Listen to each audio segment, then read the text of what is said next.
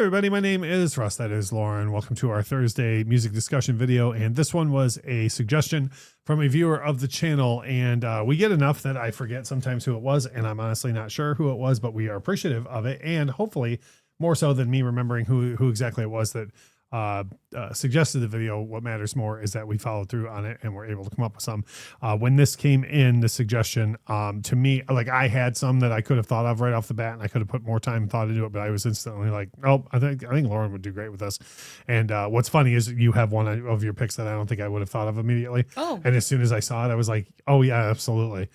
So we are going to go through Lauren's list of 5 songs that you know immediately as soon as you hear the opening chord, and the first one I think is probably the most famous example that there is. I couldn't not that you should leave it out for that reason. No, I couldn't make this list without this. Yeah. A Hard Day's Night by the Beatles. Like there are music historians that have been arguing for decades now over what exactly the chord is, right? How it was made.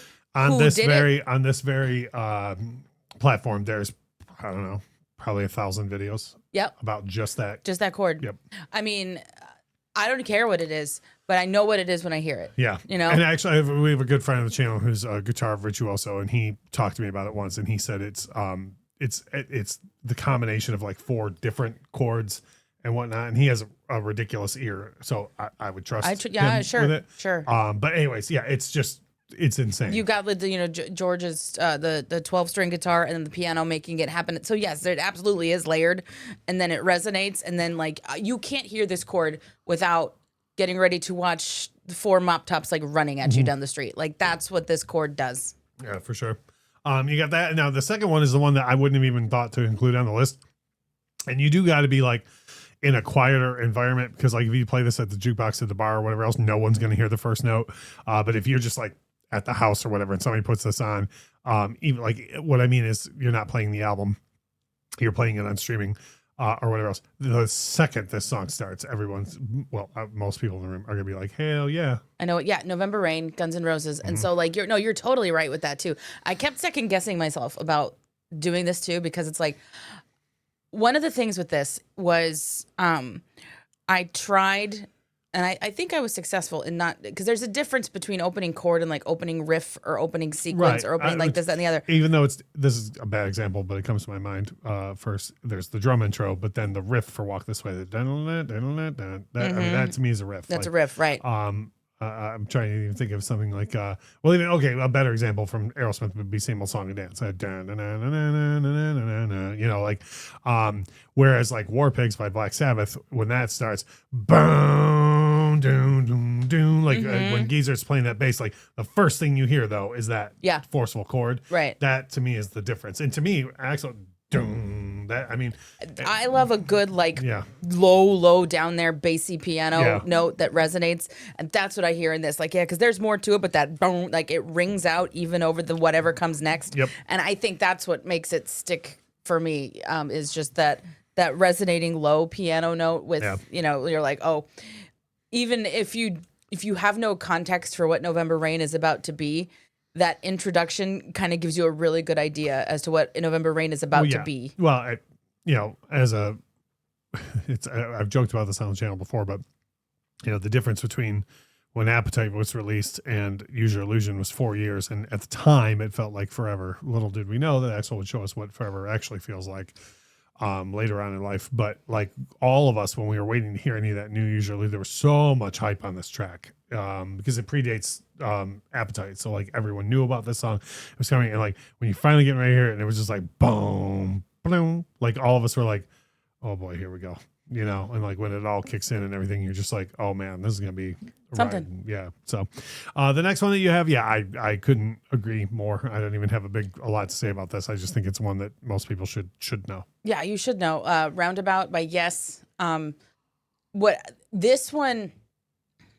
What I like about it, it's 2 chords, okay? But you've got the one that synthy thing that eases in, and then that first little acoustic guitar, like it's. But I would also argue that anyone who has heard this song before, like when that first thing happens, they're not waiting for that guitar. They're gonna be like, oh yes, yes, that's true. And like again, with a lot of these things, you have this really identifiable chord that begins it. But I think there's absolutely an art into having that one chord kind of give you what to expect. Yeah, for sure. And this does it too. No, I totally agree. I think the next one, the only thing that surprises me about this is I thought there was going to be more synth on this list than there is. Oh, yeah. But again, I think a lot of people too just instantly get out of the guitar and they're like chord, and I can't think of a lot of synth synth songs where it really just starts with one chord. It's a lot of riffing. Yeah. Right. So Tom Sawyer by Rush. Another big like wow like thing happening, and then when like Neil Peart's drums with it, like Right. that's the signal to this song. And I don't have anything more to say about this other than Well, I would add this, that what's interesting to me is Rush is divisive. You either love Geddy's voice or you hate Geddy's voice. And I have literally seen this played like in a bar or whatever. And this one, it don't matter what the volume is of the room you're in. Like when you hear that, you see about half the room gets really excited, about half the room is like, damn it. And then usually that conversation ensues of like, oh, well, what's that? Well, I just hate Rush. I can't stand his voice or whatever, But this is one that like everyone hears that and they know exactly what it is. You know what's happening. Yeah. Mm-hmm. And then the last one that you have, this is another one that to me, people might think of wrong. Like they might think of the riff because like the bass starts into kind of like its own riff of a sort. But the first thing that happens is the chord. The boys are back in town. Thin Lizzy. Yep. Dun, yeah, but yeah, it's a chord and it rings out for like a full bar at least. And I think this is again just that kind of perfect, comfortable intro to what the song is about to be. There's something about this, like obviously, because like it's the boys, they're back, they're hanging down at Dino's, Right, they're yeah. like they're back here, and where have they been? It's been a while, but we're happy to see them. And like that, in my mind, that's like them kicking down the door, being like, "Yo!" Oh yeah, for sure. It's just perfect. Yeah, and it makes it's another thing that makes great fodder for the bar. You like play it, and again, most people will be like really happy and excited, and if they see that they're hanging out with a buddy for the first time in a while, it can become like a theme song of the night, and so on. But yeah, I absolutely agree with all these. But yeah, I am certain that first of all, the person who gave us the suggestion must have some ideas of their own. If you're watching this video, definitely drop a comment and let us know some of your favorites that are the first chord. Make sure you're using chords though, not the riffs. This is not the place to drop Same Old Song and Dance by Aerosmith. Just drop other ones that you love, those songs that you think other people know right when they hear that first riff. If you would, please drop a like on the video because that helps us out. That is Lauren. My name is Russ. Thanks for watching.